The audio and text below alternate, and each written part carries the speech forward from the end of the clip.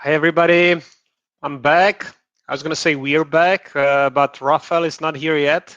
And he texted me that he's going to be a couple of minutes late because he bumped up his nose or something. Well, we'll see. We'll see soon enough. In any case, welcome to what actually is an episode 3 out of I don't know how many that we're going to have these weekly talks or rants, if you will, with my good friend Raphael. Both of us are interested in personal growth and development, and both of us actually participated in a group dedicated to this growth. We decided to actually take on a challenge, and this challenge for us was jumping before we are ready, which was also the name of our first episode. Basically, going live every week without fail and discussing the topics of life and death that are troubling us.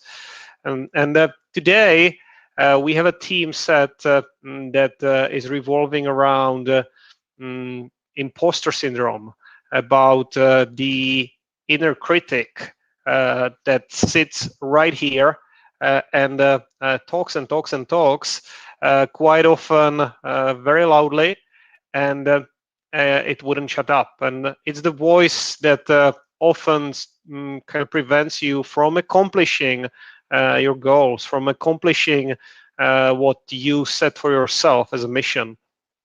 So we would like to talk about this and connect a couple of dots and also take your question. Oh, hi, Cha. Good to see you in here again. So you have a lot of time in your hands, don't you? But good to have you with us. I'm gonna fill in before Raphael shows up by actually doing a little bit of a self-promotion in here. So what I'm trying to do right now on my LinkedIn account is kind of embrace the topic of these inner critic and imposter syndrome situation through sharing my vulnerabilities around this topic. What I have drafted now, and it's going live in a couple of hours, is an article when I'm actually sharing all these self-talk and all these internal struggles I experienced over the last couple of years when I was struggling to get promoted in my current job. And I wasn't successful in a way and in a fashion that I hoped for, and this brought a lot of frustration, a lot of inner criticism, a lot of insecurities, and essentially, I have to say also a lot of personal growth, because this forced me to look at myself, at my skill set at first, at my capabilities, but later on also with my aspirations. Let's see. I see I have some camera issues in here. Let me try again and restart this.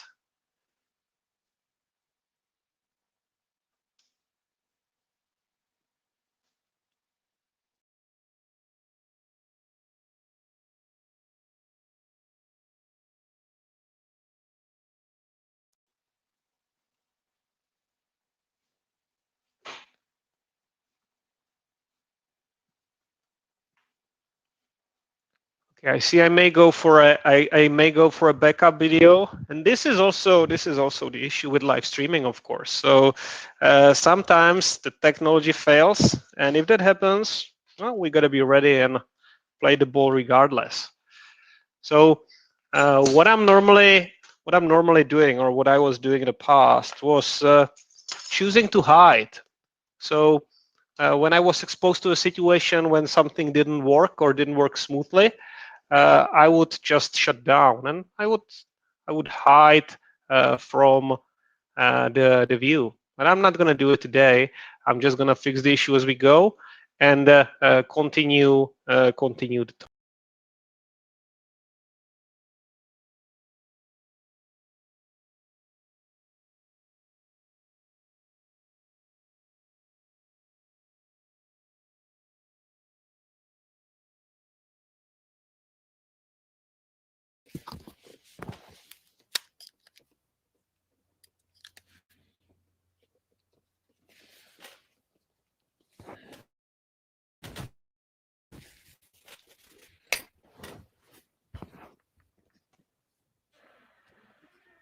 There we go. Can you hear me, Raphael?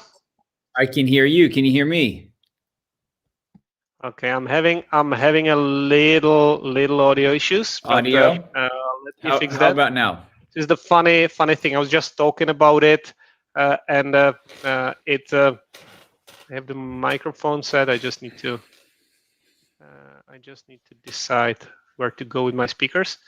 And I was just saying, if this was my past self encountering these audio issues, I would just exit the call and hide myself, but I'm not going to do it today because we made a commitment in here. So I'm just swapping the camera and we're going to continue. That's your inner critic. Is it? Telling you to go. Okay.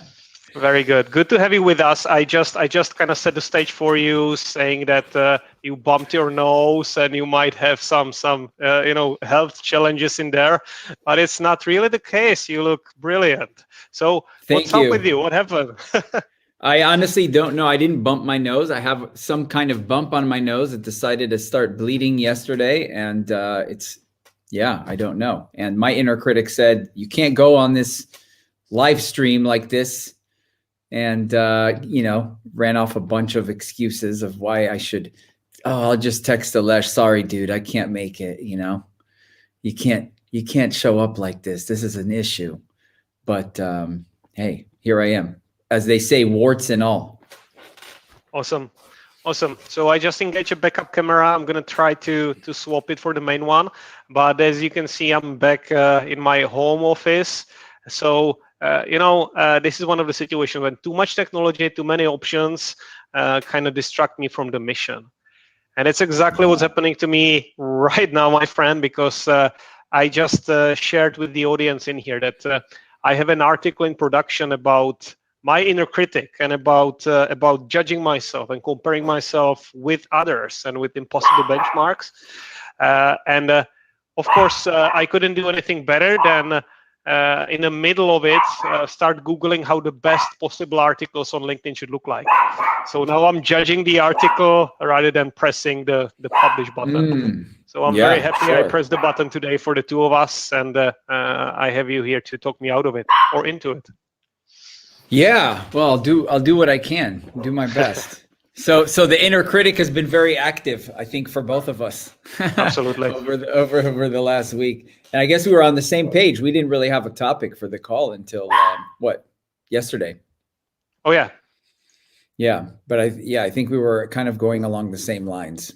No, it's a perfect topic. Active for me. Yeah. So what's going on with you? What's coming up for you? You've got the article. I read it. I like it. It was not complete yet, right? You're still working on it. Yes. So it's actually a good one because it will go live tomorrow no matter what. But the deal is I started writing. I kind of came up with a structure, and then my usual patterns show up. So I was very optimistic about how long it's going to take. And I mean, like in order of magnitude, I was like, this is going to take me 3 hours. And of course, it's taking me 3 days. Sure. And then I looked into that, and I realized I have 5 lessons. It literally is called five lessons from failing at my promotion. So things I learned about myself while not being able to get promoted in my job. And what I've sent you was a draft with the first 2 lessons kind of finished. And then I started Googling how long a good LinkedIn article should look like. And I was like, hell, this many words, this many characters. And I said, oh, crap, I'm at the limit now. And So I'm working around it. I'm going to split it in half, I guess. But really looking at the article, which is it's very meta in terms of I want to show the world the vulnerability and allow people to silence their inner critic a bit, but my inner critic is preventing me from doing that. Fun How situation. appropriate. Yeah. Oh yeah. Yeah, that's interesting. Allow people to quiet their own inner critic a little bit. It's isn't it amazing how by seeing other people's struggles, we feel just a little bit better about ourselves. Oh, look at this person. They're having an even harder time than me. They didn't even get their promotion. Yeah, totally. My inner critic is criticizing my yapping dog right now, which I imagine you can hear pretty well. It's your outer critic, just yeah. Sure. She's in a separate room, but we've got quite a few people working today around here, so it's been rather busy. I thought about barking at the wrong Bennett right now. Totally. At least the big one's not barking because it's a little less discreet. Yeah. So I thought about bowing out of this one, and then I kind of like what we're doing here, kind of just holding each other accountable to having this conversation, regardless of whatever is going on, and even especially because of everything that's going on. Absolutely. Yeah. So what would be this is actually interesting. You mentioned the comparison, and I do have, this is the chapter that's ready, comparing myself with others, which is just my eternal pitfall. I know we had this conversations earlier, and we will cover this in greater depth, I'm sure, in one of the future episodes. But for now, my inner critic actually saying I'm not as good as Raphael. Raphael has it all figured out, and at least it's much more progress than I am. He's able to do these things despite all these disruptions and responsibility he's able to take on, and I'm not even able to manage my webcam.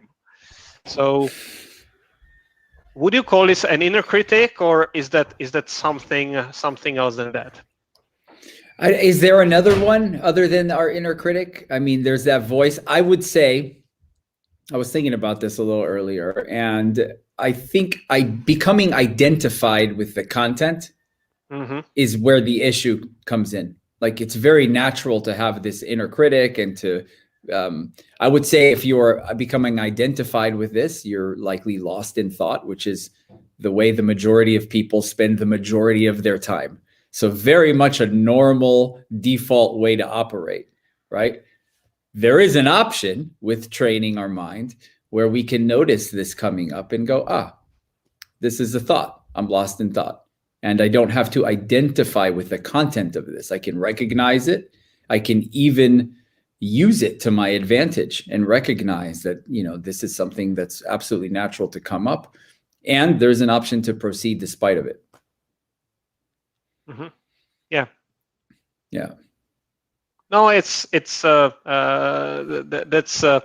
something that comes back to me in different variations. Like how much easier or how much more likely would it be to accomplish what we are striving to accomplish if there was no judgment attached to it?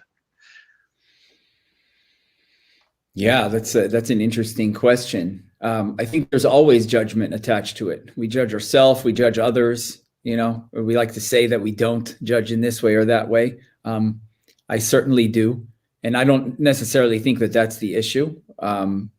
If we can be aware of it, and if we can own it, if we can own the fact that we judge others in this way and that we judge ourselves in this way, then we can actually move that stuff out of the way. But until we actually acknowledge and recognize those things and go, no, I don't really judge, and no, I don't, kind of playing it cool, then you can't really work on that if it's not actually there. Yes. So I think that's kind of a crucial first step, is owning it. I like the way you actually brought it back to the thought, because I totally agree. At the end of the day, all of it is internal. It's what you are letting to affect you, and external criticism is filtered through our perceptions and thoughts to internal criticism.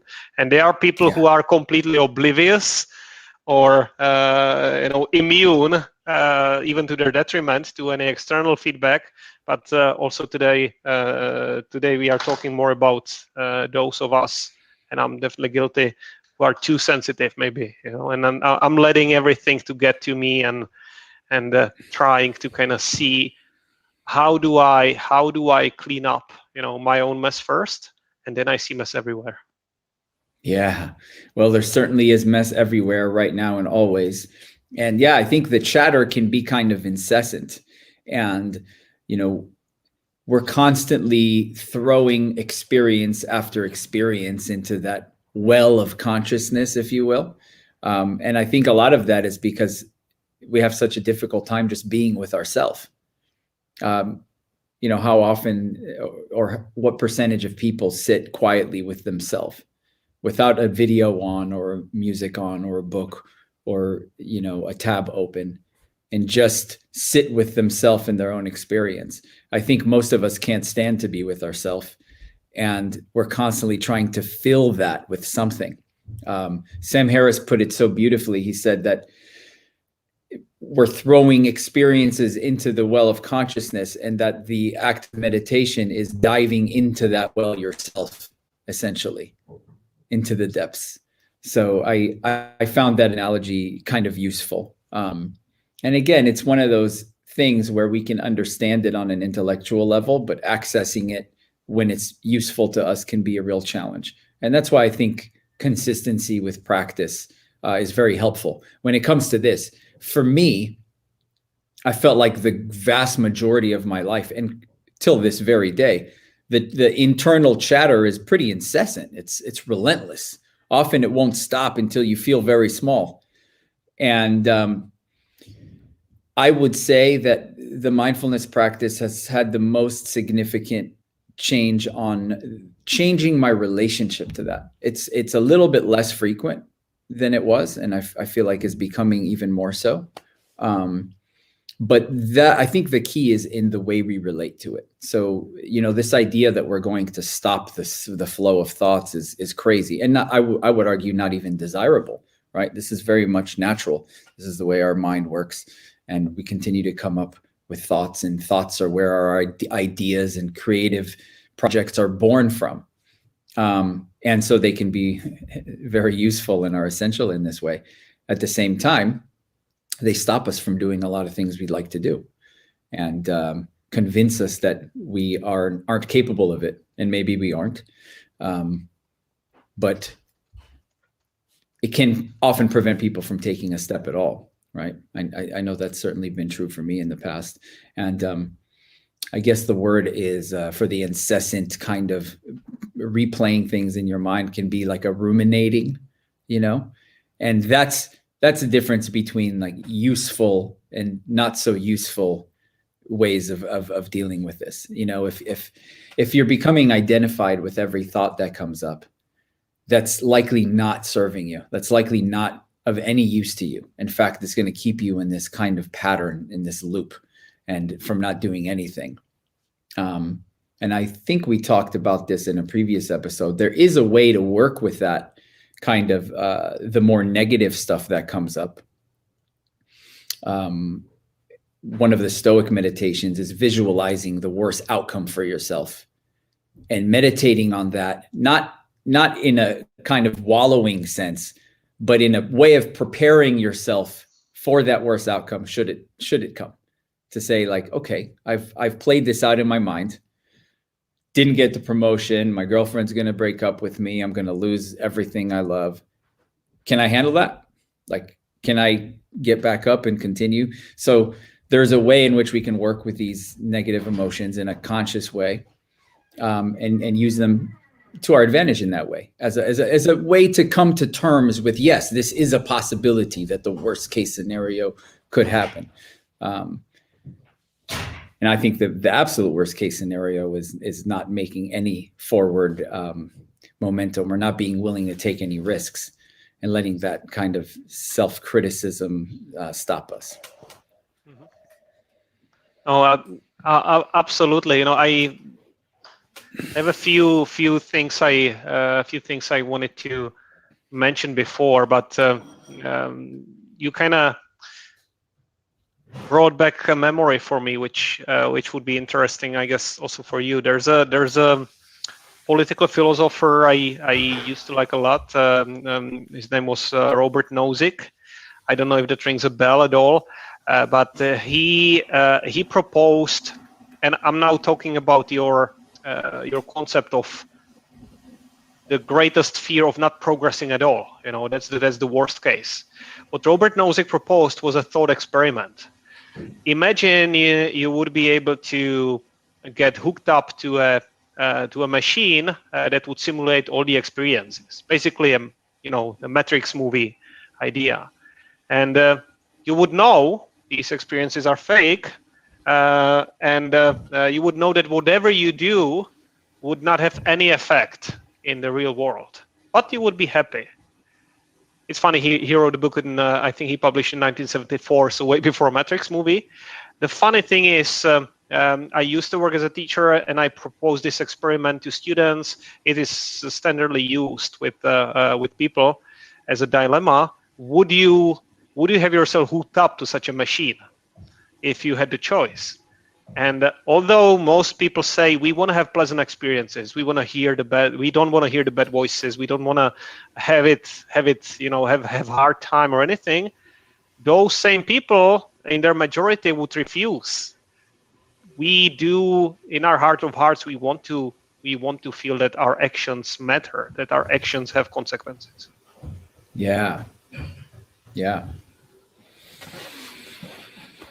Yeah, that doesn't shock me. I put myself in that situation, and I don't think I'd want the download or upload, whichever it is.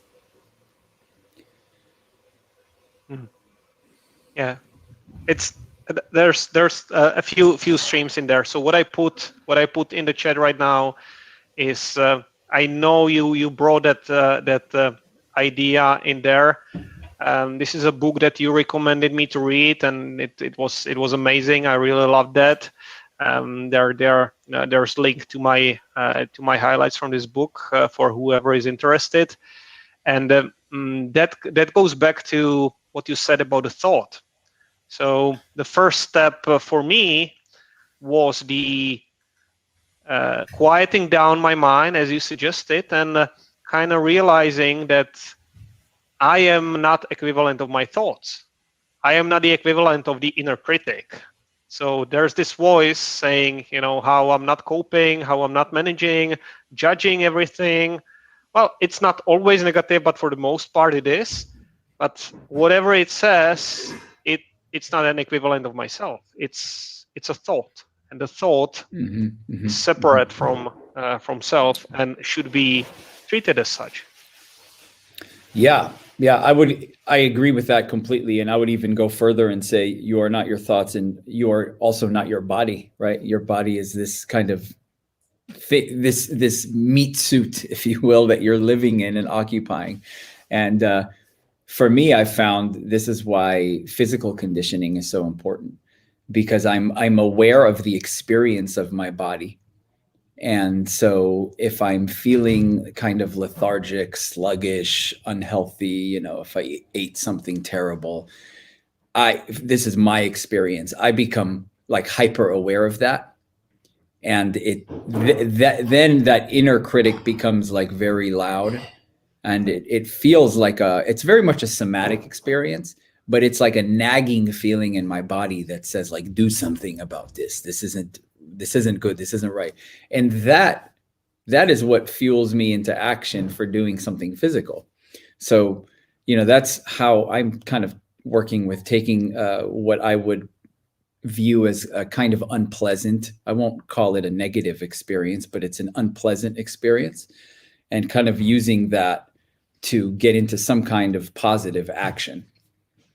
And then, you know, the same information is present that was there an hour prior, but now that I've kind of moved my physical body in a vigorous way, I am interpreting the information in a new way, if that makes any sense.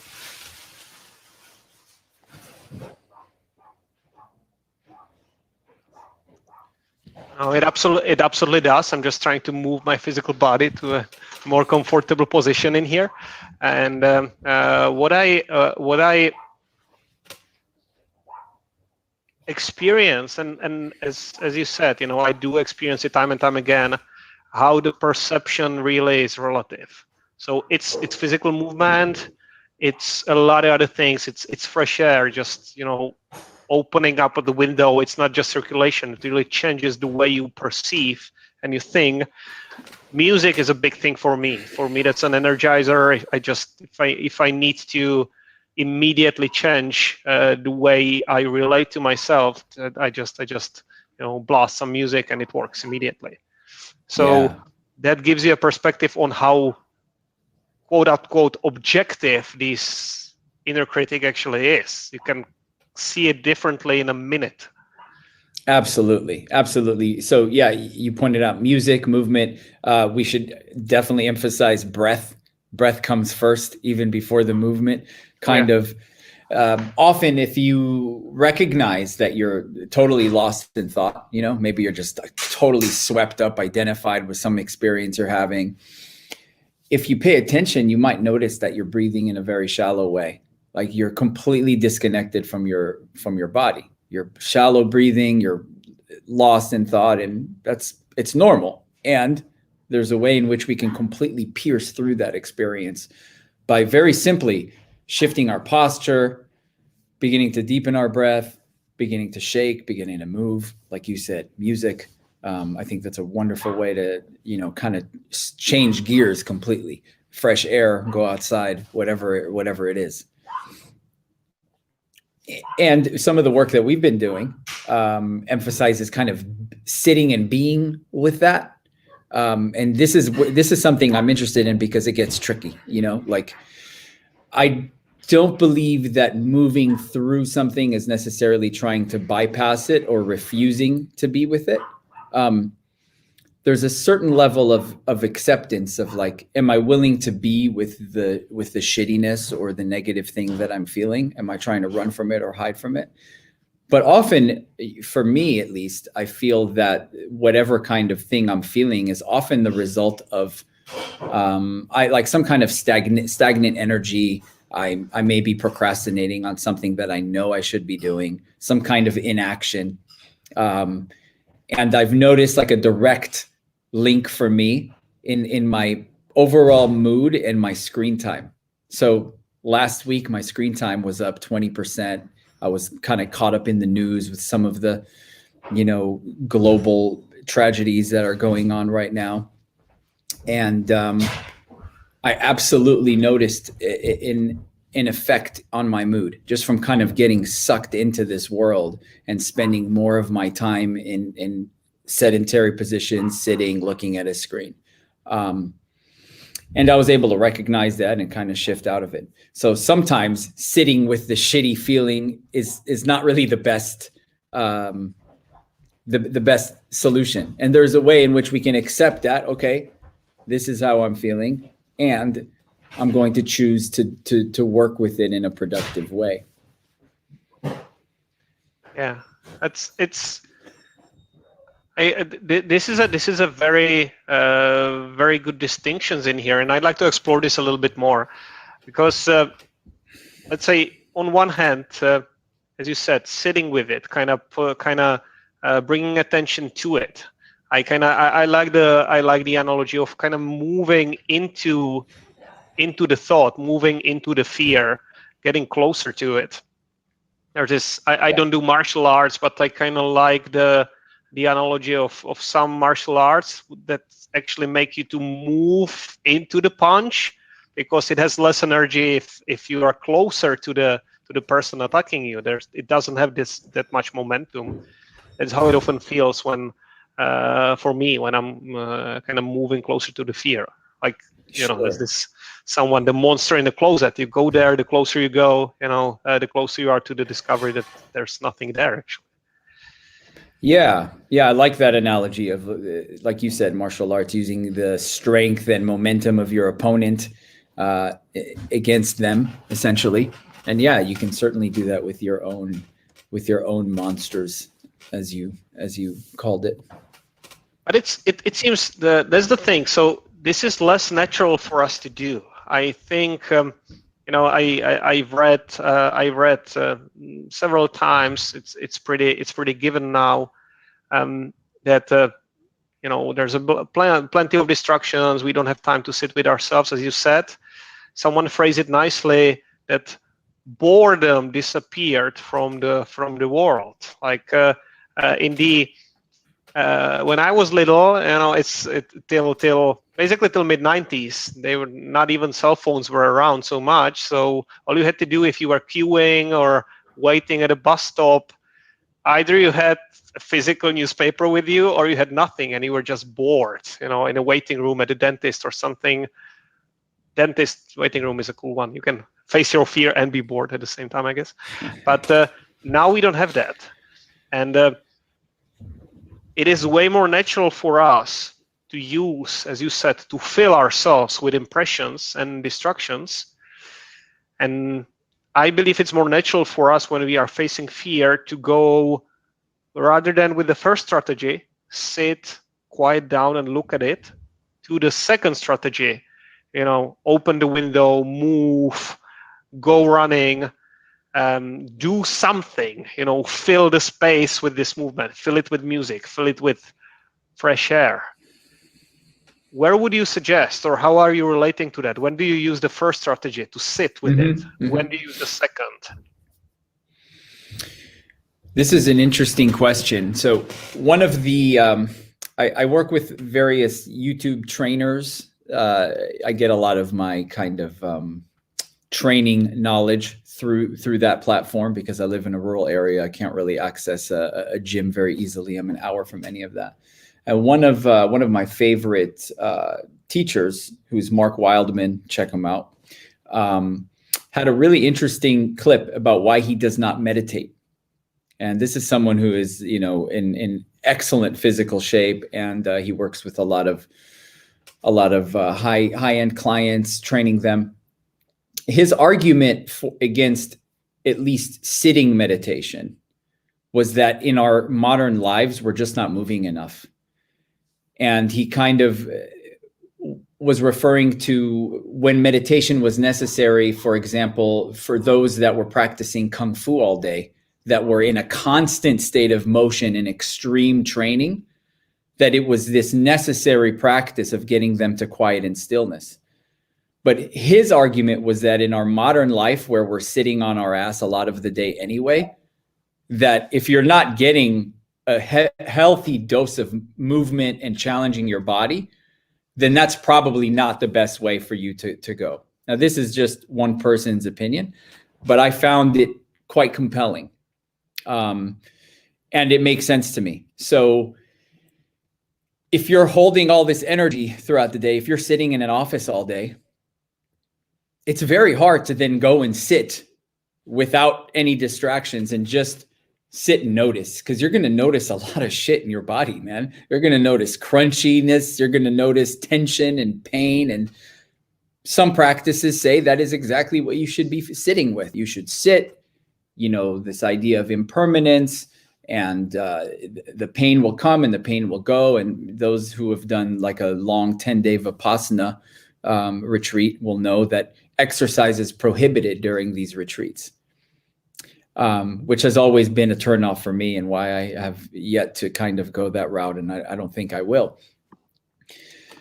On the other hand, I often do like a physical practice in preparation for a sitting meditation, in which I find that after kind of getting some of that energy shaken loose from the body and challenging my body in this way, then I can actually feel like I'm getting some kind of benefit from the stillness. So to answer your question about which way you should go, one way or the other, I don't really think there's a right answer. I think you should experiment with both. And I definitely think that movement is important, whatever that means for you. So we all have different bodies. We have different levels of ability, different levels of mobility. And, you know, I would argue that there is a huge benefit in continuously pushing yourself in that department. And I know I'm probably beating a dead horse, and I'll probably do the same every time we sit here and meet. I can't stress it enough. I think that it's very difficult to kind of access a more positive frame of mind when our physical body is completely in bad shape. So I think that should always be something that we focus on if we are looking to really improve our experience. Yeah, no, it's very true, and I have to say absolutely. I don't have a consistent fitness practice, and now it went out of the window. But I want to go back to that, because I clearly remember when I did these stretchers of anything between 3 months and up to 2 years increments in my life, when I regularly exercised, that made a big difference, and of course mentally as well. At the same time, and I think this is where my question is coming from, the problem I was facing, and maybe I would be related to it differently now, but the inner critic in there really was something I was trying to quiet down through the exercise. I know you mentioned earlier the spiritual materialism, how do we kind of have the perfect streak of something. I used it many times as an excuse not to look at my fears and insecurities. I was like, hey, I'm uncomfortable in here, I'm failing at work, so let's go biking, let's go to the gym, let's make myself feel better. So it was of course supporting my physical health. At the same time, looking back, this sense of avoidance of facing the fear was similar if I was having like a comfort meal or watching Netflix. This is a really great thing to touch on. I don't think it is the same. So again, the information you have is the same. You're examining your life. You're looking at the parts of it that are out of balance or that are not up to your standard or to the potential that you see for yourself. It creates discomfort. You're choosing to engage in a physical activity in order to kind of work through some of that discomfort. I would argue that getting on your bicycle is a very healthy way of dealing with that. You can be with that while you're doing your thing. And that doesn't mean like get lost in the thought. You can pause for a moment and feel it. Feel it completely. Be willing to feel that anxiety, the stress, whatever it is that's present for you. But then where's the line of dwelling, right? And often that is accompanied by some kind of narrative. So deciding to sit on the couch, order a pizza, and watch Netflix is very different than getting on your bicycle, merely because of the compounding effect of what that does. So if that's your method of dealing with it, and you have, let's say you have a perfect twin replica clone of Alesh, and one of you deals with this by getting on his bicycle, reading whatever push-ups, and the other one is like, no, I'll just order a pizza and watch, binge on Netflix. What happens over 6 months' time? Which direction? So again, this comes back to the same information being processed in a different way. And so that's why I feel that this conditioning is so important. And this is why it's emphasized in organizations like the military, despite the fact that very little hand-to-hand or physical combat is being done these days, there is still a requirement for people being sharp-minded, and that goes hand in hand with physical conditioning, keeping your mind sharp, keeping your body sharp, I think.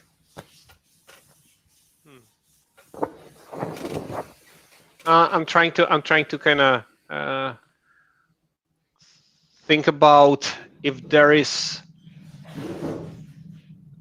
because I'm not sure for myself. I agree this is essential for let's say a healthy mind, healthy self, whatever we call it. At the same time, I'm now thinking about people who over-index on this element and really wouldn't use this sharper mind to apply it. And it's you can literally, if you like running, you can literally go and try to outrun an argument with your wife. You can go and try to outrun the hatred you feel towards your boss, the insecurities you feel over there, and of course it builds some competence in you. But what if this competence is not applied back to the things you're trying to outrun? I think that's a separate issue. So you can easily not run and still be, so let's say you're sitting and you're completely, kind of pushing down that frustration you expressed. Enough for you. Frustration towards the boss or the wife or whatever it is, and maybe you didn't go for the run, and you're still not dealing with that. You're still not confronting it in a healthy way. So sure, can you do this to your detriment? Can you just avoid everything and just keep filling that? Absolutely. But I would argue that is a healthier way to deal with it, and that you may be more likely to come up with some reasonable and clear-minded solutions, maybe on your run, maybe on your ride. Maybe you go, yeah, my boss is an asshole, but I think maybe what am I bringing to this? How am I complicit in creating the situation that I say I don't like, and what can I do differently? So I would argue that when we put ourselves in these kind of voluntary, stressful situations, it enables us to think more clearly and just feel a little bit less cloudy. At least that's been my experience and many people who I've talked to. No, it's something I definitely need to explore again, because I think this might be the first time when I'm going to go back to some physical practice when I will be able to make this connection. Yeah. But we have some comments in here. Let me just put it on the screen so we can relate to that. Thanks for the comment, and the time has come. Raphael, just 3 episodes in and 4 viewers in, we have some suggestions in here and comments that we can relate to. So let me read out loud. I wonder if we should try to approach our inner critic as a friend and teach it to convey its message in a kind way rather than trying to silence it. Yeah, absolutely. Yeah. This reminds me of Tara Brach's approach. So something comes up, and we can ask ourselves, what does this need from me? Mm-hmm. What is it that this feeling, that this criticism is asking of me? So certainly I think trying to silence it is kind of trying to suppress it or bypass it or avoid it or prevent, pretend that it isn't there. Often I find that kind of gives it more strength. So on one of the previous episodes, we talked about this willingness to burn up with something. So that would be kind of the physical sensations that come from this. Often they are accompanied by a narrative, which would be the inner critic, right? So should you, like Janka says here, treat it as a friend, approach it as a friend, absolutely, sure. If that is something that works for you, I think that's a beautiful way to deal with something like that. And a friend, knowing that it's a friend that might want to sit around on your couch for a little too long and eat all your food, and you know, maybe crash for a few months and not contribute any rent. So like, there's a responsibility to this friend to go, hey, it's been really nice, but I think it's time for you to go. Yeah. Yeah, I like the idea of letting it pass through, right? Pass on, you know, and rather than trying to stop it from getting in the door. Yes, but, yeah. yes. I have found that when we try to stop it, it usually just makes whatever it is we're trying to stop a little bit more powerful. So there is a certain level of, I don't like using this word, but there's a certain level of surrender that can be very useful in this kind of thing. And not like a complacency or allowing to be run over by it, but just like, this is what's present. This is what I'm feeling. This is the conversation I'm having with myself right now. I'm feeling a lot of doubt. I'm feeling like I can't do it. I feel like I'm not good enough. Whatever it is, know that there are hundreds of millions of people having a very similar conversation with themselves about something slightly different than what you're going through. But it's very much universal. Unfortunately, at the time while we're experiencing it, it can feel like we're the only one on the planet going through this. And in some ways, that's kind of true, right? We have our own unique kind of flavor of experiencing things. Yeah, I like now the idea that came to me about, you know, most of us, I think, are have been lectured or brought up by our parents to, you know, not to care to some extent about what other people say about us. You know, I can't say that all the parents were role modeling it properly, but at some point I definitely heard multiple times from my mom, like, yeah, you know, whatever they say, it's not important. You know, what is important is what you really do.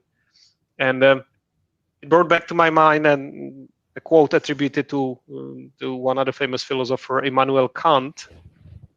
And reportedly, he was told by someone that people are talking behind his back about him, and they are kind of bad mouthing him. And he was supposed to say, "Well, when I'm not around, I can even take a flogging." So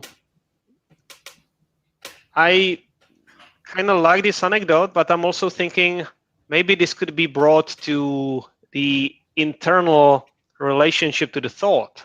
It is there. I accept it's happening. It is happening. It is part of reality, but I'm not gonna engage with it. I'm not gonna broaden my attention to that in a way that would give it the stickiness. Yeah, that's exactly it. And that's what we were discussing when we began the conversation, is this becoming identified with it. So the story itself is not necessarily the issue. It's, you know, can we break the spell of believing it, of becoming intoxicated by it? Like, so I think like one of the comments said, making friends with it is actually a great approach. Becoming a little bit more gentle with ourself with this conversation, and recognizing that this is completely natural and that this will likely persist for the great majority of our life. And so can we become skilled at breaking the spell and breaking the identification with it? There's another. Okay, we have more from Janka. It's this is interesting, because for me here, the statement would be essentially, Janka says, I would avoid seeing inner critic as an enemy, as in its essence, it's part of us, I'm assuming. So I agree with the first part. I wouldn't necessarily see it as an enemy. Go ahead, Raphael. Yeah, I think I'm with you. I agree with the first part. I would argue that it is not part of you. And I would argue this, and for an example, I would ask you to look at the next thought that comes and ask yourself, where did it come from? Did you author the thought? Can you predict what the next thought after that was going to be?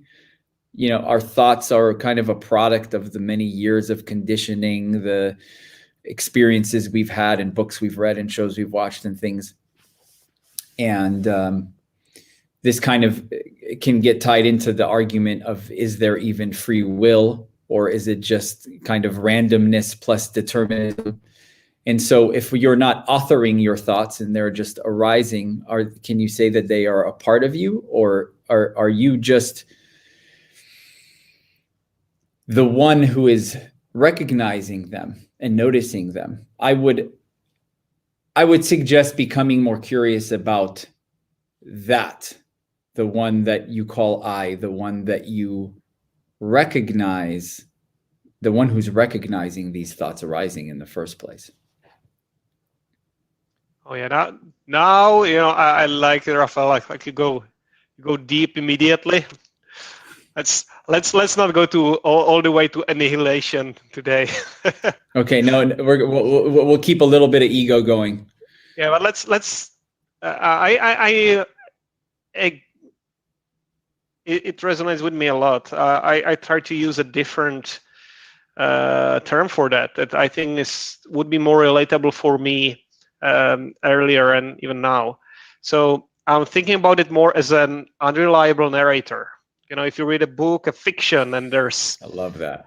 What's that? The Gone Girl. That's a great example. One of the recent movies, or The Usual Suspects, where the narrator is there, and just because he or she has a lot of screen space, a lot of screen time, you kind of assume they are telling the truth. It's not necessarily the case. I like that a lot. That seems very useful. An unreliable narrator. Indeed. So don't trust the unreliable narrator.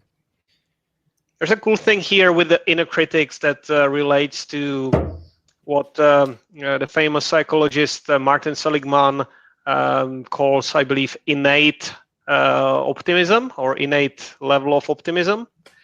He's got his, I think, most famous book is Authentic Happiness. He also wrote Learned Optimism, and there's a online assessment you can take, like a real one. He's a psychologist. It's an assessment with, I guess, 150 questions to measure your innate state of optimism, and I score very low on that. I'm kind of naturally inclined to see things from the bleak side, and some people would view the same situations in much more positive light. So what does that mean? Does it mean that my ego is right and I should trust it when it says, oh, you know, this glass is half empty, when someone else is looking at the same objective situation and they see it as half full and they are excited?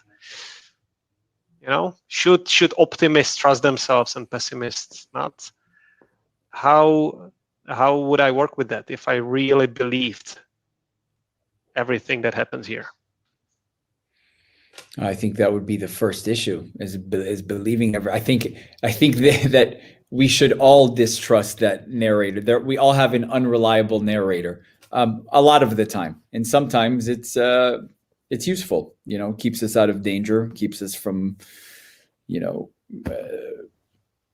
running a red light or whatever it is. Good common sense, and oftentimes it's just useless. It is fear. And fear can be very useful in real life survival situations where it matters. But when you're debating whether you should publish an article or not, probably not very useful. Absolutely. I like the, you know, getting closer to the annihilation topic. It's this could be said about our mind as well, right? So the mind is a tool that is very good at solving problems, and if there are none around, it will create some, which could manifest itself as an inner critic. So using mind rather as a tool, we apply then something that is always there and that needs to be used just because we have it, is another way to tackle that. Yeah. Let's see what we got. We have a new, hey Ville, good to have you with us. So let me read what you got for us. So the inner critic can be seen as part of you in the internal family systems psychotherapy paradigm. Oh, Ville, yeah. But separate from the self, that is more like the compassionate observer. Mm-hmm. Mm-hmm. Yeah. I have almost no exposure or experience with internal family systems, aside from listening to an episode where Tim Ferriss did some of this work live with a therapist who practices it, and I found it incredibly kind of educational, and I'd be interested in exploring it more. I could see where there could be some very useful applications of this, especially when relating to childhood traumas and things like that. There you go, Ville. You need to join us next time. We can do please discussion around this. Very cool. So my inner critic tends to say like, why bother when no one's watching? But I know why I enjoy this discussion with you, and I'm grateful for this every time. And we have even more views than we had last time. So succeeding on all fronts. All right. So how would you like to close today? What do you think should be the major takeaway for the people who are with us live, and for the countless millions of viewers this video is going to get later on? Be patient with yourself. Be patient with yourself, and all parts can be incorporated. All parts of the experience can be incorporated. So nothing needs to be dismissed or outright rejected, and there's no finished product. It's a long ride, so find a way to enjoy it. Cool. Speaking of enjoyment, Raphael, I have a little surprise question for you. It's a technical one. I realized I still have my podcast, but I've been prioritizing live talks with you. And a friend of mine told me, "Hey, I don't wanna watch a video." She didn't actually say that she wouldn't want to watch a video of two guys, just talk. But she said, "I would like to listen." What would you say if we just put our episodes as audio on podcast as well, so people can just listen? I think that's great. I was going to ask you the same thing. I often am not able to watch a conversation that was filmed, but often like to listen to it while I walk or do something else. So yeah, love that idea. I think that's great. Perfect. Consider it done. I'll take care of it. And for everybody, we're going to be doing this every week. We're going to try to progress both on the field of technology, and that's my commitment with the podcast version of this. I'll put a link to the podcast episode on YouTube. But we are also trying to progress in our conversations. We want to loop you in. We want to cover the topics that are important for the two of us. But more importantly, we really want to loop you in the conversation. So keep showing up, comment on this video, and we will tweak the conversations to serve you the best. Indeed. Thanks for joining us. Thank you. Bye. Ciao.